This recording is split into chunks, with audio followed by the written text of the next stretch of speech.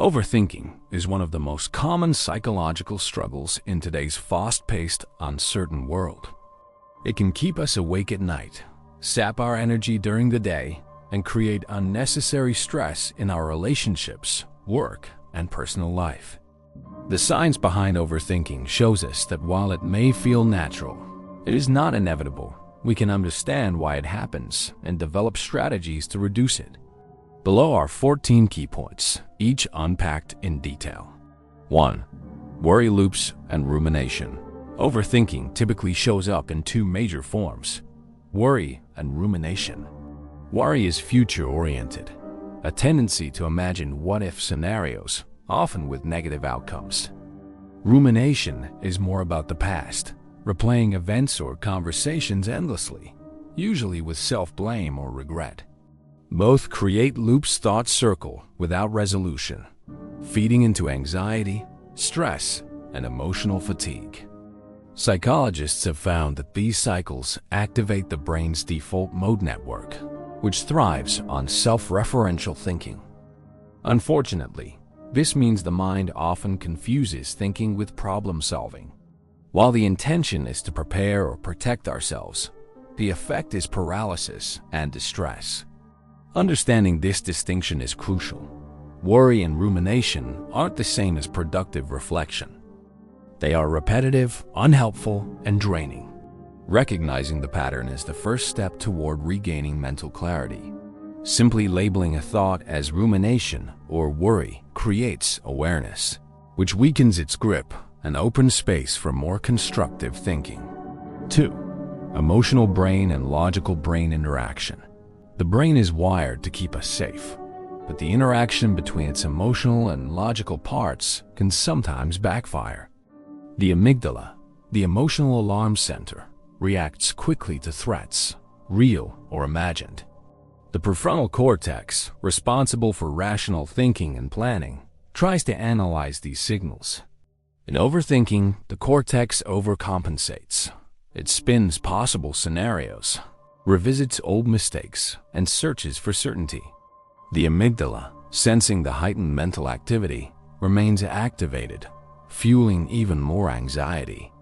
This creates a feedback loop between fear and analysis.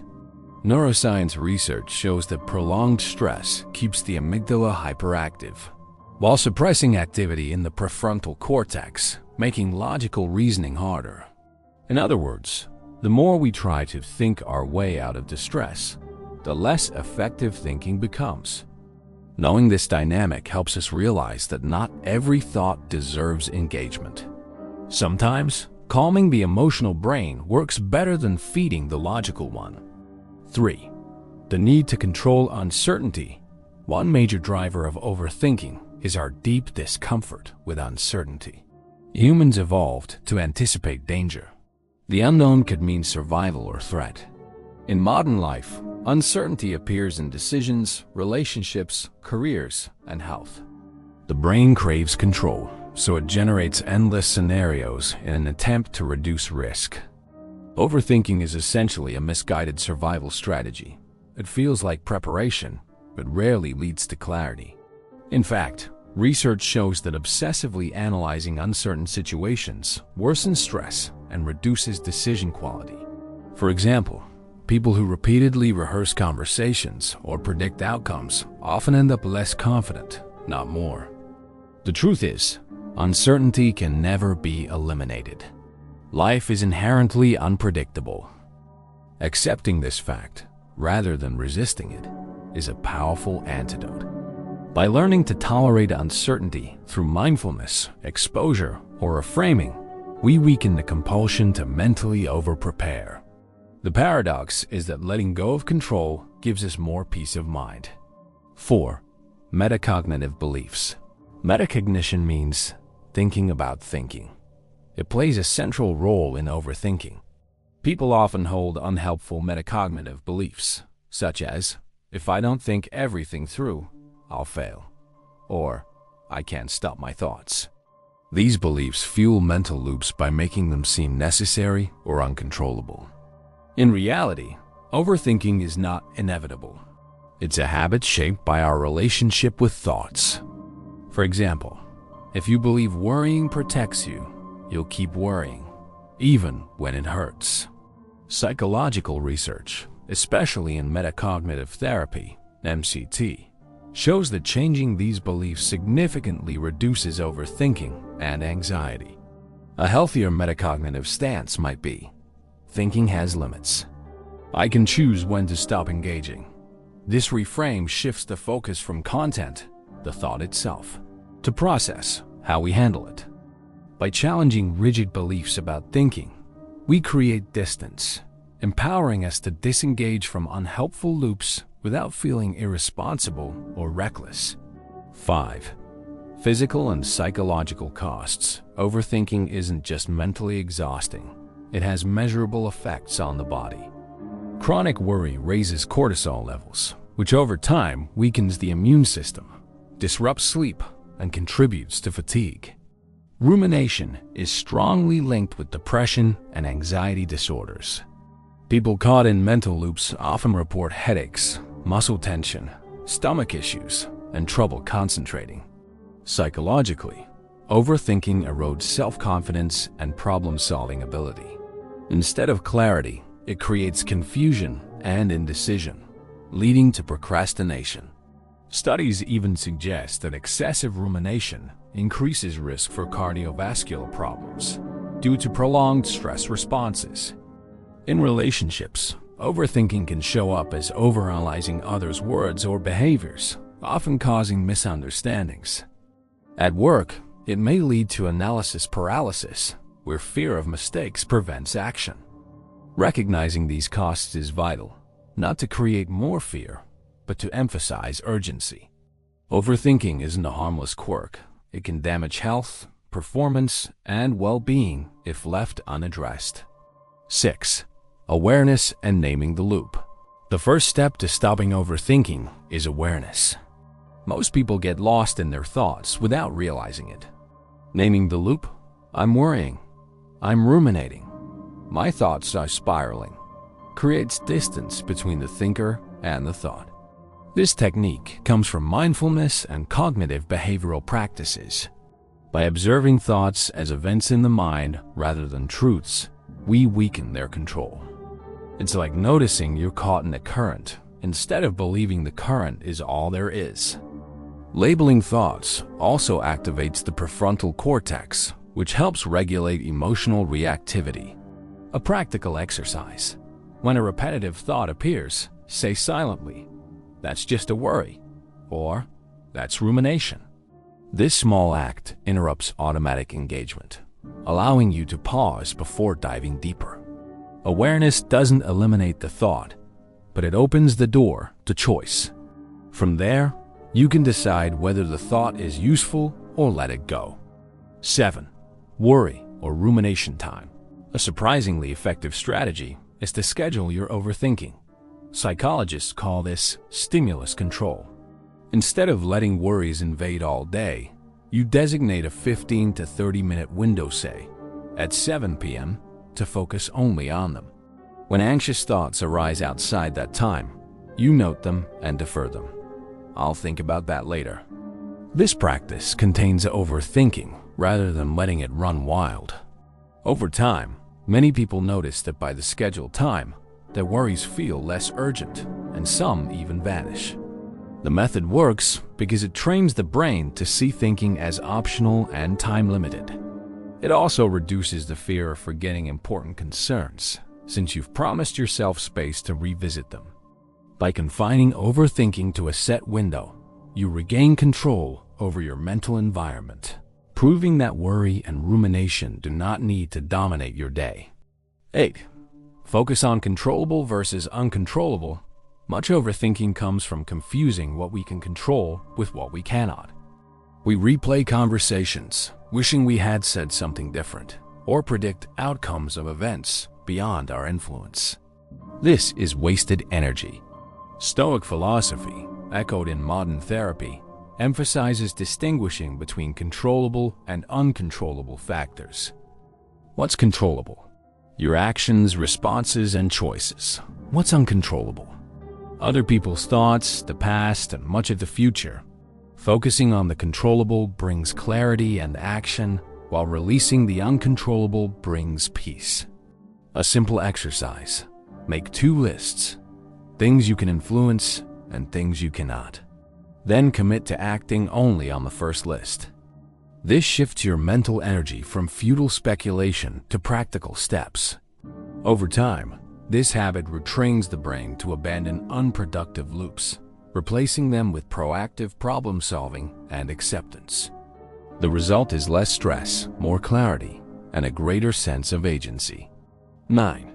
Ground yourself in the present. Mindfulness. Overthinking pulls us into the past or the future. The antidote is the present moment. Mindfulness techniques help anchor the mind to what's happening now, breaking the cycle of rumination. Grounding can be as simple as focusing on your breath, noticing 5 things you see, or feeling the sensations in your feet. Neuroscience shows mindfulness reduces activity in the default mode network, the part of the brain linked to self-referential thought. It also strengthens the prefrontal cortex's regulation of the amygdala, lowering anxiety. Regular mindfulness practice trains the brain to observe thoughts without clinging. Importantly, mindfulness is not about forcing thoughts away.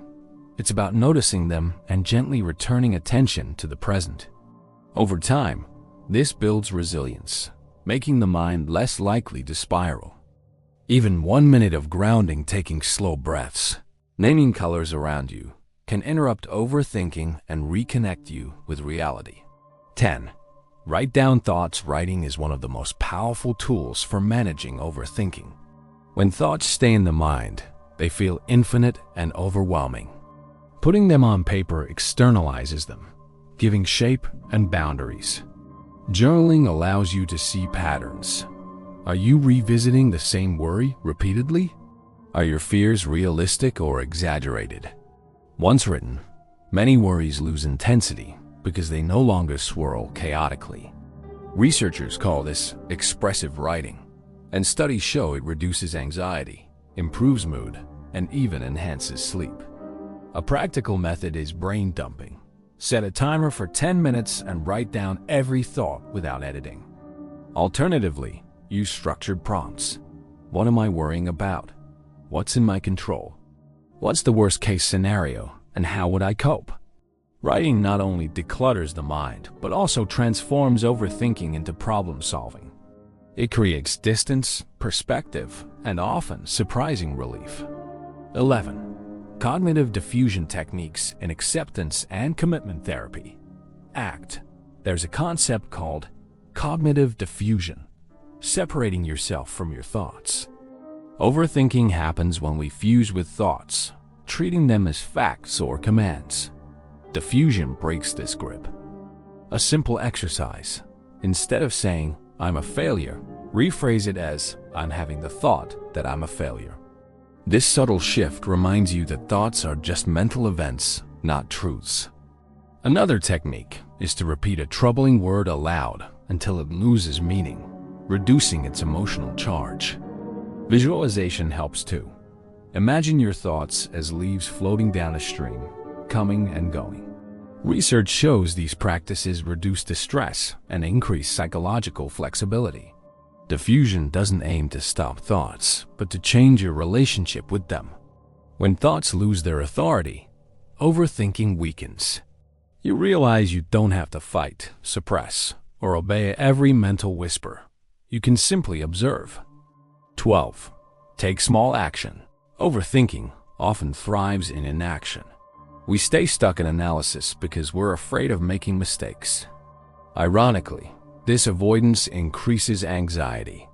The cure is action, even small steps.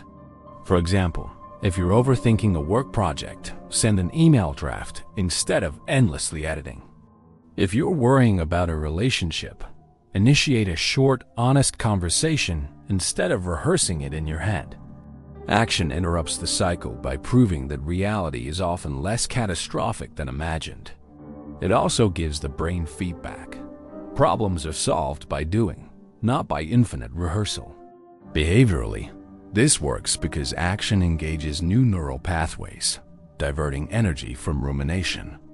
Start small. The goal isn't to leap, but to build momentum. Each step shrinks uncertainty and grows confidence. Over time, the habit of action becomes a natural antidote to overthinking, transforming worry into progress and paralysis into empowerment. 30. Self-compassion and acceptance. Overthinkers often criticize themselves for overthinking, which ironically fuels the cycle. Self-compassion breaks this loop. It means treating yourself with kindness when your mind spirals, rather than judgment. Acceptance also plays a key role. Negative thoughts are part of being human. Resisting them makes them stronger. By acknowledging them without hostility, we reduce their power. Research by Kristen Neff on self-compassion shows it improves emotional resilience, lowers anxiety, and encourages healthier coping. A practical practice. When caught in overthinking, pause and say, "This is hard, but it's human. I can be kind to myself right now." Imagine speaking to yourself as you would to a close friend. This gentle stance softens mental tension. Over time, self-compassion creates safety within, reducing the brain's need to overanalyze. Acceptance doesn't mean resignation. It means recognizing reality without unnecessary struggle, allowing you to respond with clarity and care. 14. Seek support. Sometimes, overthinking becomes overwhelming despite our efforts. In such cases, seeking support is essential. Talking with trusted friends or family can provide perspective and reassurance. Professional therapy, especially cognitive behavioral therapy, CBT, or metacognitive therapy, MCT, is highly effective in breaking worry and rumination cycles. Therapists teach skills like thought challenging, exposure, and metacognitive restructuring. Support groups or coaching may also help, especially for those who feel isolated. Importantly, reaching out is not weakness, it's a strategy. The brain often magnifies worries in isolation, but sharing them reduces their weight. External input reminds us that our thoughts are not absolute truth. For chronic overthinking tied to anxiety or depression, medical support may also be appropriate. Seeking help means taking responsibility for mental health, just as one would for physical health. With guidance, overthinking can be managed, opening the path to clarity, resilience, and peace.